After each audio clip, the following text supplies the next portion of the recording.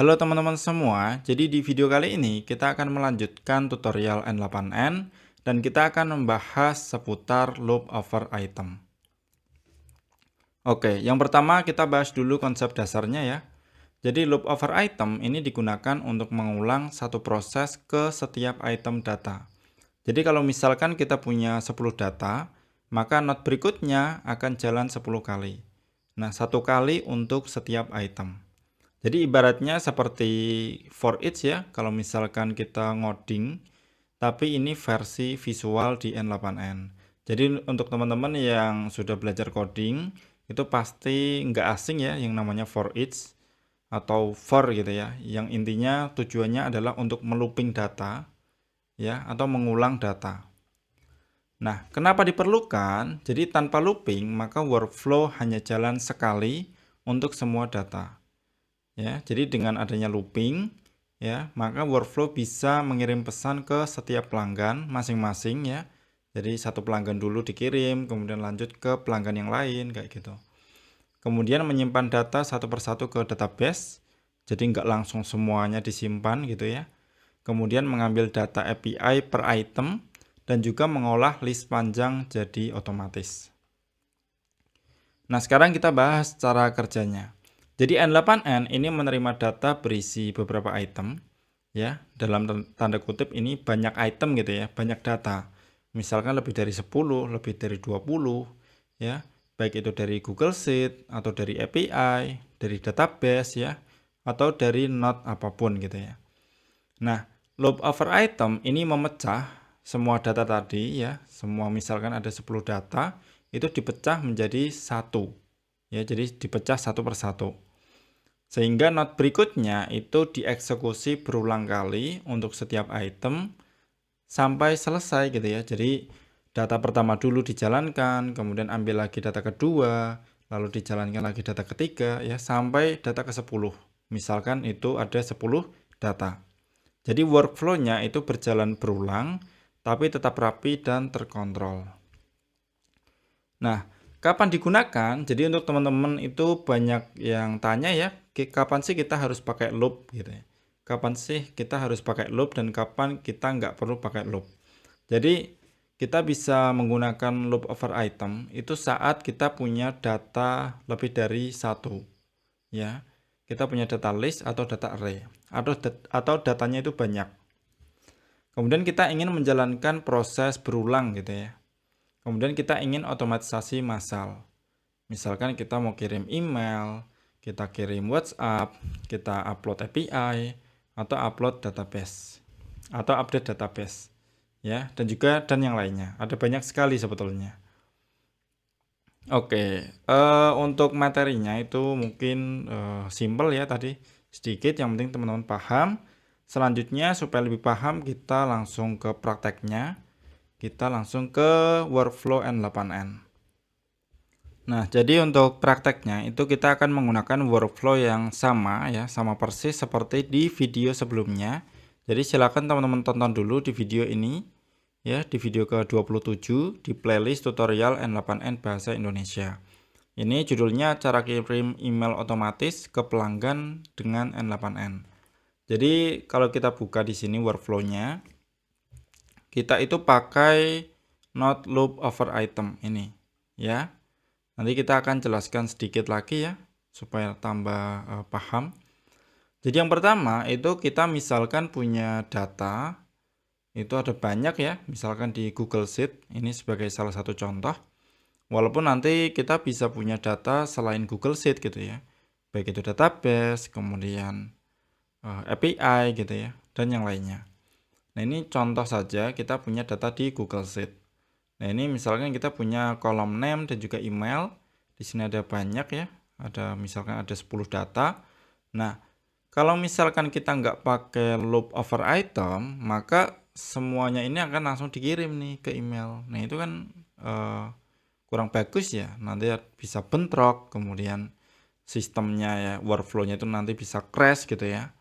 Jadi makanya harusnya memang dikirimnya itu satu persatu.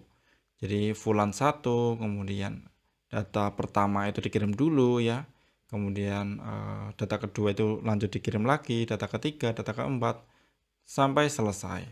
Jadi kalau pakai loop over item itu begini teman-teman ya. Kalau misalkan ini kita geser ya. Jadi misalkan nih kita punya data di Google Sheet gitu ya. Jadi kalau misalnya kita execute itu kan muncul nih datanya nih ya. Datanya kan ada banyak ya. Tuh. Oh ini beda ya. Ini coba kita cek dulu pelanggan email. Oke. Kita lanjutkan. Oh ini kita pilih dulu sheet-nya. Oke. Ini berhasil ada banyak sesuai dengan yang ada di Google Sheet ini. Jadi kalau misalnya kita punya data banyak nih ya, punya data 10, 20, bahkan sampai ratusan ribuan gitu ya. Nah, caranya adalah kita pakai not loop nih. Kita cari aja di sini, klik aja. Kemudian kita cari loop.